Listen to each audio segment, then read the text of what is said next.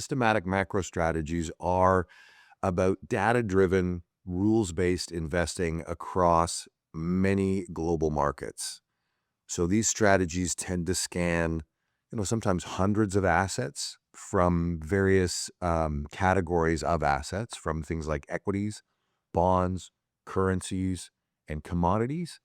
And they use a quantitative signal generation to identify various trends, value dislocations, carry opportunities, volatility opportunities, and more. A systematic macro portfolio often gives you both long and short exposures to multi assets with systematic discipline. And I think the key really is it adapts to changing market environments pretty actively. And when you're across sort of four broad sectors like equities, bonds, currencies, and commodities, it gives you sort of a broad horizon to be looking across and to be looking at markets as to whether maybe you should be long or short those markets based on whatever factor you're trying to harness. The factors that you might be harnessing, and in our systematic approaches, the factors are things that you may be familiar with, like trend, volatility, and some others that are less familiar, mean reversion, carry, those types of factor exposures, bit less known, but also just give you a different way to look at the assets in order to think about, well, what is the statistical opportunity for price movement in the future? Is the price more likely to go up, go down? How volatile is that position in the intervening period? And then building a portfolio of those assets, which then again brings in that systematic quantitative data-based methodology, because it's actually quite hard for a human brain to think across all of those assets in preparing a portfolio or in building a portfolio. Traditional portfolios like that typical 60-40 bond stock portfolio tend to struggle when both asset classes get hit by something like inflationary shocks or stagflation. And we saw this quite starkly in 2022, where you had both stocks and bonds go down simultaneously, in the neighborhood of 20%. So the bonds didn't provide that typical buffer that we've seen in decades past. What's also interesting is that negative stock bond correlation that we've seen sort of pretty effectively since 1982 is also a function of the direction of interest rates and the direction of inflation. So we're in a new period, obviously, with tariffs and inflation threats and things like that, where the growth shock may not always lead to bonds going up, or an inflation shock, which then gets into a growth shock, will leave a stock bond portfolio vulnerable. Where a systematic macro portfolio or systematic macro strategy comes in is they have historically low correlation to stocks and bonds. So providing that third wheel, if you will, in a scenario where the shock is more inflationary, combining with growth, giving you that stagflation. And in those scenarios, uh, systematic macro strategies have tended to deliver positive returns. Um, Again, that's a function of the system itself being able to be either long or short those asset classes we talked about. So it's not just diversification on paper; it's diversification that's worked during the moments when investors have cared about it most. Typically, what's happened in the past, if we look at retail investors, will add a systematic macro fund, and they'll have to reduce their core exposure to the assets that they, often know, love, and trust, like those various stocks and bonds we just talked about. So you end up taking dollars away from your stocks and bonds to make room for these alts, the alternatives, and that exposure that clients are most familiar with and comfortable with, it diversifying from that, as good an idea as that is, can often cause real behavioral pain when those alternatives underperform or do something that's a little bit different than maybe the investor had intuition for. So you end up with a portfolio that's more diversified, but behaviorally it's much harder to hold. And if clients abandon it at the wrong time, it really defeats the purpose of the diversification.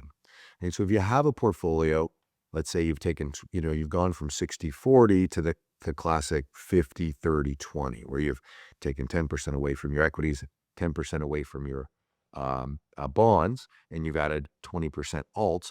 Well, now your stock and bond portfolio, if it continues to go up, and 2024 was a good example of this, stocks and bonds did pretty good.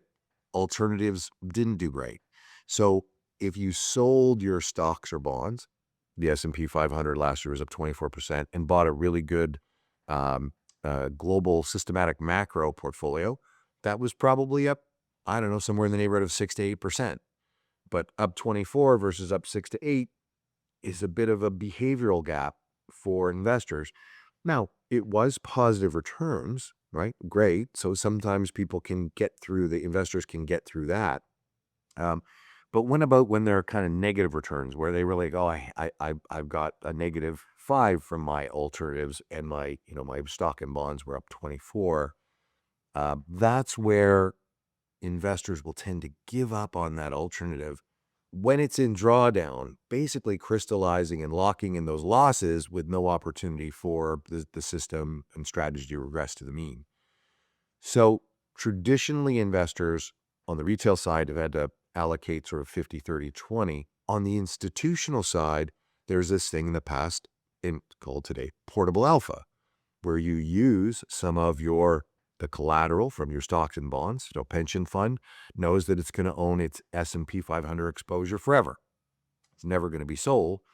So that's a bit like lazy collateral. And so what they do in the institutional world is they use that collateral to build trading strategies, some of them systematic macro, that are very complementary, that often do well when traditional markets are struggling, and they layer them on top. This is exactly why we came up with the concept of return stacking and return stacked portfolios. So bringing this institutional portable alpha strategy to individual investors and advisors to allocate in their portfolios. So return stacking solves the funding dilemma, right? Instead of replacing those core allocations, we stack the global macro strategy on top. With capital efficient instruments like futures, we're able to deliver $1 of exposure to, generally a balanced portfolio when we've got the systematic macro portfolio in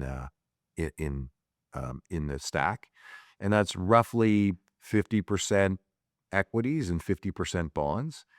And then you get $1 of exposure of the diversified systematic macro strategy stacked on top. And so this way, investors don't give up what they know, love, and trust, and they add something very powerful on top of that portfolio. This helps reduce the tracking error that often comes with that behavioral ugliness we talked about earlier. It preserves that familiar core that they know, love, and trust, and introduces true diversification stacked on top of what they're going to hold anyway. The RGBM is the ticker of the Canadian ETF, and that's the Return Stacked Global Balanced and Macro ETF. Now, this combines a balanced allocation of 50% global equities and 50% Canadian bonds.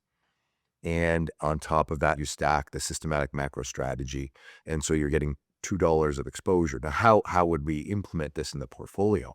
Well, let's just go back to the example of the 60/40, moving to the 50/30/20. Let's not move to a 50/30/20 where we're sacrificing our core exposures in order to add the diversifying alternative. Rather, let's stack them on top. So in the 50/30/20 case, what you would do is say, okay, well, let's do the same thing. Let's sell 10% of the equities. Let's sell 10% of the bonds. And by adding the return stack global balanced macro ETF into the portfolio, what happens is the 10% in global stocks is replaced and put back in the portfolio. The 10% that's in Canadian bonds is also put back in the portfolio. And on top of that, you have a 20% allocation to a systematic macro strategy. So now you have 120% exposure in the portfolio, right? So you are using a little bit of leverage. But what's happening is underneath the surface, you have your full 60/40. So your tracking error is reduced. You have continued allocation to the stocks and bonds you know, love, and trust, and have done so well, and have treated investors so well and that they're so comfortable with. And on top of that, you're putting your diversifier.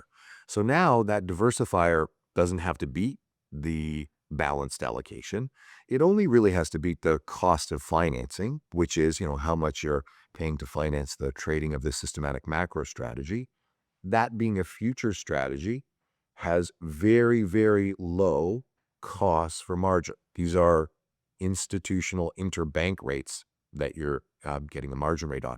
Now, we've written extensively on that, and you can go check that out at Return Stack Portfolio Solutions on how that leverage works and how the costing is so effective. A little bit beyond the scope of this conversation. But circling back, basically you end with a 60-40 portfolio and you've got your 20% allocation to alternatives stacked on top. And this allows for the investor to reduce those behavioral errors that they make, solves that funding problem. It allows them to keep those assets that they know, love, and trust while they're stacking that systematic portfolio on top. There's two things that applying a return stacked approach to your portfolio does. One, by adding diversification, it does reduce the risk in the portfolio, so you do get a better risk-adjusted return. It also, at the same time, has the ability to help you outperform those underlying stock and bond betas. So you've got those stock and bond betas, and let's say you've got your global stocks, you're matching that perfectly. That's an easy thing to buy from an ETF perspective. You've got the bonds. That's also very easy to replicate those performances. And so now what you have the cost of finance that has to be paid in order for the trading strategy to be executed. So all that systematic macro strategy has to do is simply beat the cost of financing in order to add excess returns. Now, typically those longer term, so in the short term, in a 1-3 month, 1 year period, all kinds of funny stuff can happen. But over 3, 5, and 10 years, what you have is a consistent factor that's just that return that's built on top. And we would expect, that to be somewhere between 4 and 6% above the cost of capital over time that can be accrued on top of what you're doing in your beta portfolio. The nice thing too is with the diversifying strategies, you also hope to have some sort of diversification when we get into turbulent markets, because you do have things that do well in a 2022 context. But, as we talked about the 2024 context, if we, just go through, okay, let's think about the 50-30-20. So, your stocks did 24, your bonds did 1 or 2, and your systematic macro did 8. Well, why not have both the stocks and bonds at their full exposure, doing those returns, and then stacking that excess return on top rather than having it instead of? And so that, again, brings it back to helping attenuate the behavioral tracking error, and adding the opportunity to outperform in a different way than, let's say, stock picking. So, there's stock picking going on. That's a tough business as well. So you may have a portion of your portfolio that's trying to harness other value factors and picking stocks and doing those types of things. But that's great. But why not take the indexes that you're going to track almost perfectly, and then stack on top of that an excess return that's not correlated to the rest of the portfolio. So you get your beta return, your systematic macro trading return minus the cost of financing. If anyone wants to look up the cost of financing and do a little bit more digging into that, we've got lots of information on the Return Stack Portfolio Strategies website. So it helps people work through those types of things. There's going to be periods of time where, the alternatives are doing poorly and your equities are doing well, and your equities are doing poorly and your macro strategy is doing well. When they both simultaneously do poorly together, which can happen from time to time, again, it works over time, not all the time. That's an opportunity to probably allocate and build into your portfolio some protection on the downside as well as the opportunity to add excess returns in the long run.